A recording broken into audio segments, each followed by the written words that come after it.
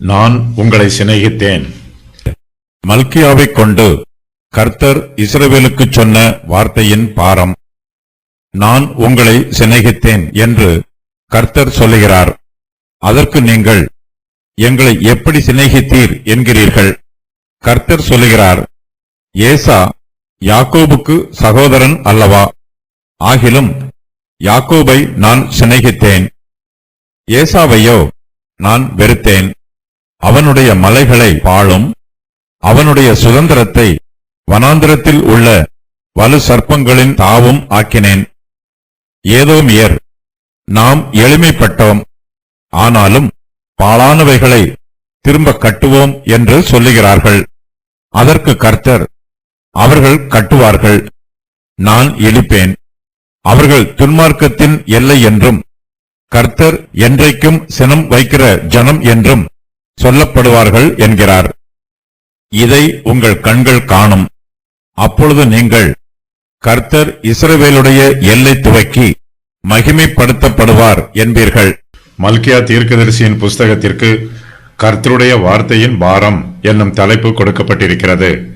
கர்த்தருடைய வார்த்தை முக்கியமானது, அது அதிக பாரமானது. ஒரு பாடலின் பாரத்தை போல கர்த்தருடைய வார்த்தையின் பாரத்தையும் நாம் திரும்ப திரும்ப வாசிக்க வேண்டும். கர்த்தருடைய பாரமான வார்த்தைகள் பாவிகளுக்கு சொல்லப்படும். பாவிகள் தங்கள் பாவங்களுக்கு மனம் திரும்ப வேண்டும். இல்லை என்றால் அவர்கள் தங்கள் பாவங்களில் மூழ்கி போவார்கள். பாவிகளுக்கு கர்த்தருடைய வார்த்தை பாரமாகவும் நிந்தையாகவும் இருக்கும். கர்த்தர் தம்முடைய வார்த்தையின் பாரத்தை இஸ்ரவேலுக்கு சொல்லுகிறார். கர்த்தர் இஸ்ரவேல் வம்சத்தார் மத்தியிலே அநேக தீர்க்கதரிசிகளை அனுப்பினார். அவர்களில் மல்கியாவும் ஒருவர். இஸ்ரவேல் ஜனங்கள் கர்த்தருடைய வார்த்தைக்கு செவி கொடுக்கவில்லை. ஆகையினால் கர்த்தர் அவர்கள் மத்தியில் மேலும் ஒரு தீர்க்கதரிசியை அனுப்புகிறார். கர்த்தர் மல்கியாவை கொண்டு இஸ்ரவேலுக்கு தம்முடைய வார்த்தையின் பாரத்தை சொல்லுகிறார். கர்த்தர் இஸ்ரவேல் வம்சத்தாருக்கு ஏராளமான நன்மைகளை செய்திருக்கிறார். அவர்களை பாதுகாத்து பராமரித்து வருகிறார். ஆனால் இஸ்ரவேல் வம்சத்தாரோ கர்த்தருக்கு நன்றி இல்லாதவர்களாய் இருக்கிறார்கள். இதன் நிமித்தமாக மல்கியா தீர்க்கதரிசி இஸ்ரவேல் வம்சத்தாரை கடிந்து கொள்கிறார். கர்த்தர் இஸ்ரவேல் புத்திரருக்கு செய்த நன்மைகளை எல்லாம் இங்கு ஒவ்வொன்றாக சொல்லுகிறார். முதலாவதாக, நான் உங்களை சிநேகித்தேன் என்று கர்த்தர் சொல்லுகிறார். மல்கியா தீர்க்கதரிசியின் பிரசங்கம் இந்த வாக்கியத்தோடு ஆரம்பமாகிறது. நான் உங்களை சிநேகித்தேன் என்னும் ஒரே வாக்கியத்தில் கர்த்தர் இஸ்ரவேல் வம்சத்தாருக்கு காண்பித்த கிருபையும் இரக்கமும் மொத்தமாய் வெளிப்படுகிறது. கர்த்தர் இஸ்ரவேல் வம்சத்தாருக்கு தம்முடைய சிநேகத்தை பற்றி சொல்லிவிட்டு ஒரு கேள்வியையும் கேட்கிறார்.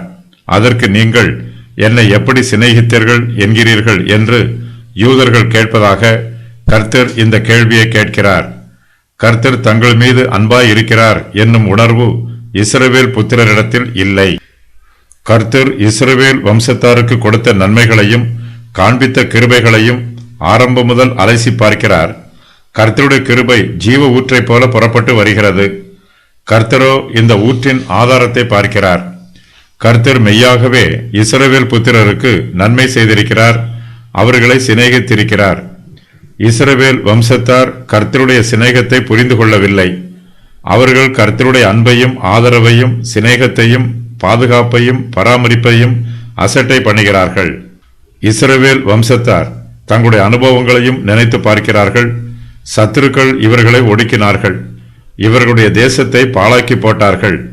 கல்தேயர்கள் யூதர்களை தங்கள் தேசத்து சிறையிருப்புக்கு கொண்டு போனார்கள். இஸ்ரவேல் வம்சத்தாருடைய ஜீவியத்தில் ஏராளமான வேதனைகளும் உபத்திரவங்களும் உண்டாயிற்று.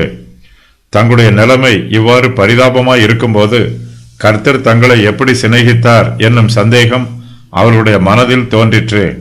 கர்த்தர் தங்களை மெய்யாகவே சிநேகித்தார் என்றால் தாங்கள் ஏன் சிறையிருப்பில் இருந்திருக்க வேண்டும் என்று யூதர்கள் நினைக்கிறார்கள்.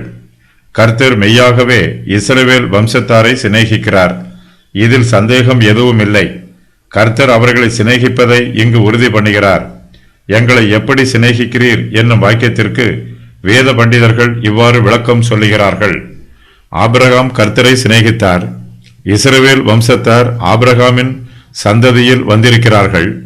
ஆபிரகாம் கர்த்தரை சிநேகித்ததினால் கர்த்தர் ஆபிரகாமையும் அவருடைய சந்ததியையும் சிநேகிப்பதற்கு கடன்பட்டிருக்கிறார். அது நிமித்தமாக கர்த்தர் தங்களை சிநேகித்தார் என்பது போல இஸ்ரவேல் வம்சத்தார் சொல்லுகிறார்கள். கர்த்தர் இஸ்ரவேல் புத்திரருடைய சந்தேகத்தை தீர்த்து வைக்கிறார். இவர்கள் ஆபிரகாமின் சந்ததியில் வந்தவர்கள் என்பது மெய்தான். ஆனாலும் இவர்களை விட இவர்களுடைய முற்பிதாவாகிய ஏசா ஆபிரகாமுக்கு மிகவும் நெருக்கமானவர். கர்த்தர் ஆபிரகாமை சிநேகிக்க கடன்பட்டிருந்தால் அவர் ஏசாவையும் சிநேகித்திருக்க வேண்டும். ஆனால் கர்த்தரோ ஏசாவையோ நான் வெறுத்தேன் என்று சொல்லுகிறார். ஏசா யாக்கோபுக்கு சகோதரன். கர்த்தர் யாக்கோபை சிநேகித்தார், ஏசாவை வெறுத்தார். யாக்கோபுக்கும் ஏசாவுக்கும் இடையே கர்த்தர் ஒரு வித்தியாசத்தை காண்கிறார். ஏசா யாக்கோபின் சகோதரனாய் இருந்தாலும் கர்த்தர் ஏசாவை சிநேகிக்காமல் வெறுத்து விடுகிறார். கர்த்தர் யாக்கோபோடு உடன்படிக்கை பண்ணுகிறார், ஏசாவோடு உடன்படிக்கை பண்ண மறுத்து விடுகிறார். கர்த்தர் ஏசாவுடைய மலைகளை பாலும் அவனுடைய சுதந்திரத்தை வனாந்திரத்தில் உள்ள வலு சர்ப்பங்களின் தாவும் ஆக்கினார். கர்த்தர் தம்முடைய நீதியினால் ஏசாவை வெறுத்தார், அவர் தம்முடைய கிருபையினால் யாக்கோபை சிநேகித்தார். அப்போஸ்தலர் பவுல் இந்த வாக்கியத்தை தன்னுடைய நிருபத்தில் மேற்கோளாக எழுதுகிறார். அப்படியே யாக்கோபை சிநேகித்து ஏசாவை வெறுத்தேன் என்றும் எழுதியிருக்கிறது. ரோமர் 9:13. ஏதோமியர் கர்த்தருடைய நீதிக்கு அடையாளமாய் இருக்கிறார்கள். கர்த்தர் ஏசாவை வெறுத்து அவனுடைய மலைகளை பாழாக்கினார். சேயீர் மலை ஏசாவின் சுதந்திரம். கல்தையருடைய சேனை எல்லா தேசங்களையும் பிடித்தார்கள். அவர்கள் ஏதோம் தேசத்தை பாழும் வனாந்திரமுமாக்கி அதை அழித்து போட்டார்கள். போஸ்ராவிலே கர்த்தருக்கு ஒரு யாகமும் ஏதோம் தேசத்திலே மகா சங்காரமும் உண்டு. கர்த்தருடைய பட்டயம் இரத்தத்தால் திருப்தியாகி நினத்தினால் பூரிக்கின்றது. ஆட்டுக்குட்டிகள் கடாக்களுடைய இரத்தத்தினாலும் ஆட்டுக்கடாக்களுடைய குண்டிக்காய்களின் கொழுப்பினாலும் திருப்தியாகும். ஏசாயா 34:6. நாரையும் முள்ளம்பன்றியும் அதை சுதந்திரிக்கும், ஆந்தையும் காக்கையும் அதிலே குடியிருக்கும். அதன் மேல் வெட்ட வெளியின் நூலையும் வெறுமையின் தூக்கையும் பிடிப்பார். ஏசாயா 34:11. எருசலேம் அழிந்தபோது ஏதோமியர்கள் அதை பார்த்து சந்தோஷப்பட்டார்கள், மகிழ்ந்து களிகூர்ந்தார்கள். ஆனால் எருசலேம் பானம் பண்ணின தத்தளிப்பின் பாத்திரத்தை ஏதோமியருக்கும் கொடுப்பது கர்த்தருக்கு சித்தமாயிற்று. கர்த்தாவே, எருசலேமின் நாளில் ஏதோமின் புத்திரரை நினையும். அவர்கள் அதை இடித்து போடுங்கள், அஸ்திவாரம் மட்டும் இடித்து போடுங்கள் என்று சொன்னார்களே. சங்கீதம் 137:7. சத்துருக்கள் யாக்கோபின் பட்டணங்களை பாழாக்கி போட்டார்கள். ஆனாலும் அவர்கள் தங்களுடைய பாழாய்ப்போன பட்டணங்களை திரும்பவும் கட்டினார்கள். ஏதோமின் பட்டணங்களும் பாழாய் போயிற்று. ஆனால் அவர்களால் பாழாய்ப்போன தங்கள் பட்டணங்களை திரும்பவும் கட்ட முடியாது. நீதிமான்கள் துன்பப்பட்டாலும் முடிவில் அவர்களுக்கு நன்மை உண்டாகும். அவர்களுடைய துக்கத்திற்கு தகுந்த சந்தோஷத்தை கர்த்தர் அவர்களுக்கு திரும்ப கொடுப்பார். நீதிமான்களுடைய துக்கம் சந்தோஷமாய் மாறும், துன்மார்க்கருடைய துக்கமோ துக்கமாகவே இருக்கும். துன்மார்க்கருக்கு சந்தோஷம் இல்லை. நாம் எளிமைப்பட்டோம், ஆனாலும் பாழானவைகளை திரும்ப கட்டுவோம் என்று ஏதோமியர் சொல்லுகிறார்கள்.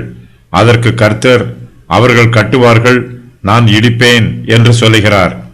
ஏதோமியர்கள் துன்மார்க்கத்தின் எல்லை என்றும் கர்த்தர் என்றென்றைக்கும் சினம் வைக்கிற ஜனம் என்றும் சொல்லப்படுவார்கள் என்றும் கர்த்தர் சொல்லுகிறார்.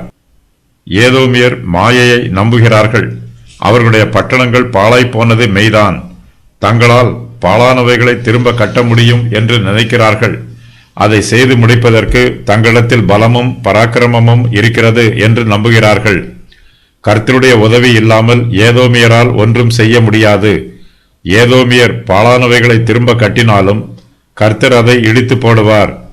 கர்த்தருடைய வார்த்தைக்கு விரோதமாக ஈயேல் எரிகோவை திரும்ப கட்டினான். இதனால் அவனுக்கும் அவன் குடும்பத்தாருக்கும் சாபம் வந்தது. அவன் நாட்களில் பெத்தேல் ஊரானாகிய ஈயேல் எரிகோவை கட்டினான்.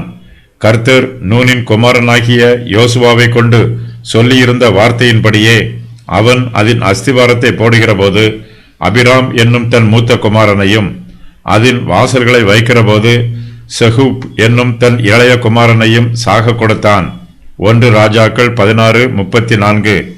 பாழானவைகளை திரும்ப கட்டுவோம் என்று ஏதோமியர் சொல்லுகிறார்கள். ஏதோமியர் என்ன சொல்லுகிறார்கள் என்பது முக்கியமல்ல. கர்த்தர் என்ன சொல்லுகிறார் என்பதே முக்கியம். அவர்கள் கட்டுவார்கள், நான் இடிப்பேன் என்று கர்த்தர் சொல்லுகிறார். கர்த்தருடைய வார்த்தை நிறைவேறும். ஏதோம் தேசம் பாவத்தில் மூழ்கி இருக்கிறது. ஏதோமியர் தங்கள் பாவங்களுக்கு மனம் திரும்பாமல் துன்மார்க்கமாய் ஜீவிக்கிறார்கள். அவர்கள் துன்மார்க்கத்தின் எல்லையாய் இருக்கிறார்கள். ஆகையினால் கர்த்தர் துன்மார்க்கமான ஏதோமியர் மீது என்றைக்கும் சினம் வைக்கிறார். பாவிகள் தங்கள் பாவங்களுக்கு மனம் திரும்ப வேண்டும். துன்மார்க்கன் தன்னுடைய துன்மார்க்கமான கிரியைகளை நிறுத்திக் கொள்ள வேண்டும். இல்லை என்றால் பாவிகள் மீதும் துன்மார்க்கர் மீதும் தேவனுடைய கோபம் வரும். அவர்களுக்கு அழிவு வரும். தங்களுக்கு வரும் அழிவை அவர்களால் சீர்படுத்த முடியாமல் போய்விடும். அவர்களுக்கு வந்த அழிவு பூரண அழிவாயும் நித்திய அழிவாயும் இருக்கும்.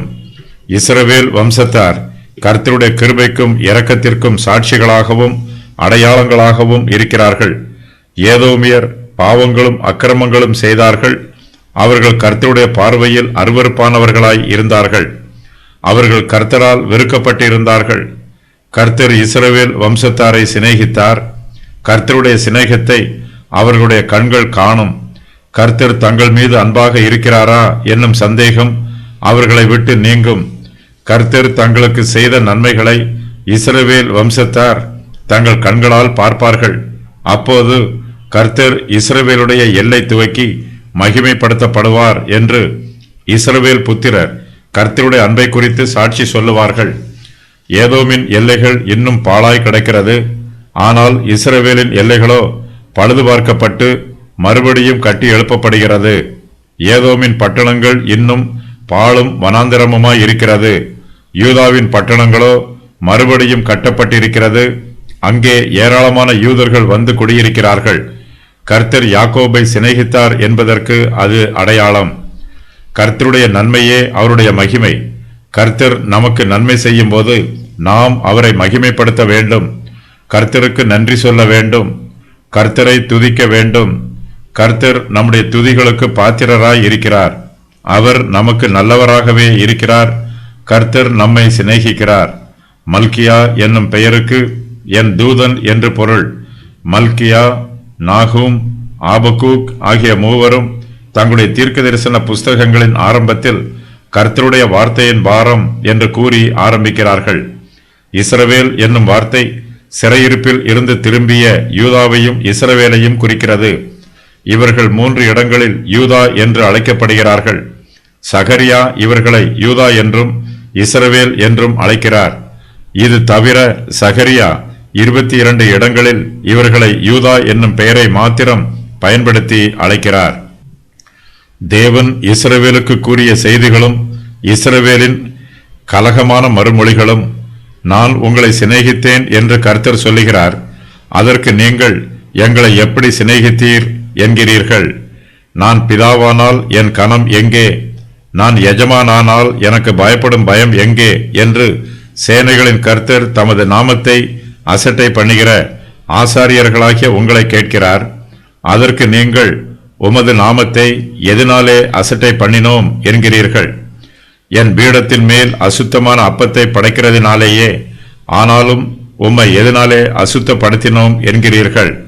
நீங்களோ கர்த்தருடைய பந்தி அசுத்தமானது என்றும் அதன் ஆகாரமாகிய அதன் பலன் அற்பமானது என்றும் சொல்லுகிறதினாலே என் நாமத்தை பரிசுத்த குலைச்சல் ஆக்குகிறீர்கள். இதோ இது எவ்வளவு வருத்தம் என்று சொல்லி அதை ஒரு திறனமாய் பேசுகிறீர்கள். பீருண்டதையும் கால் ஊனமானதையும் நசல் கொண்டதையும் கொண்டு வந்து காணிக்கையாக செலுத்துகிறீர்கள். யூதா ஜனங்கள் துரோகம் பண்ணினார்கள். கர்த்தர் சிநேகிக்கிற பரிசுத்தத்தை யூதா ஜனங்கள் பரிசுத்த குலைச்சல் ஆக்கினார்கள். கர்த்தருடைய பீடத்தை கண்ணீரினாலும் அழுகையினாலும் பெருமூச்சினாலும் மாய்மாலமாக நிரப்புகிறார்கள். உங்கள் வார்த்தைகளினாலே கர்த்தரை வருத்தப்படுத்துகிறீர்கள். ஆனாலும் எதனாலே அவரை வருத்தப்படுத்துகிறோம் என்கிறீர்கள். என்னிடத்திற்கு திரும்புங்கள், அப்பொழுது உங்களிடத்திற்கு திரும்புவேன் என்று சேனைகளின் கர்த்தர் சொல்லுகிறார். நாங்கள் எந்த விஷயத்தில் திரும்ப வேண்டும் என்கிறீர்கள். மனுஷன் தேவனை வஞ்சிக்கலாமா? நீங்களோ என்னை வஞ்சிக்கிறீர்கள். எதிலே உம்மை வஞ்சித்தோம் என்கிறீர்கள். தசம பாகத்திலும் காணிக்கைகளிலும் தானே. நீங்கள் எனக்கு விரோதமாய் பேசின பேச்சுக்கள் கடினமாய் இருக்கிறது என்று கர்த்தர் சொல்லுகிறார். ஆனாலும் உமக்கு விரோதமாக என்னத்தை பேசினோம் என்கிறீர்கள். தேவனை சேவிப்பது விருதா, அவருடைய கட்டளைகளை கைக்கொள்ளுகிறதினாலும் சேனைகளின் கர்த்தருக்கு முன்பாக துக்கித்து நடக்கிறதினாலும் என்ன பிரயோஜனம் என்று சொல்லுகிறீர்கள். ஏசாவையோ நான் வெறுத்தேன் என்று கர்த்தர் சொல்லுகிறார். வெறுத்தல் என்னும் வார்த்தை ஒரு மொழி மரபாகும். இதற்கு தேர்ந்தெடுத்தல் என்று பொருள். கர்த்தரிடத்தில் பட்சபாதம் இல்லை. இங்கு கர்த்தர் மூத்தவனுக்கு பதிலாக இளையவனை தேர்ந்தெடுக்கிறார்.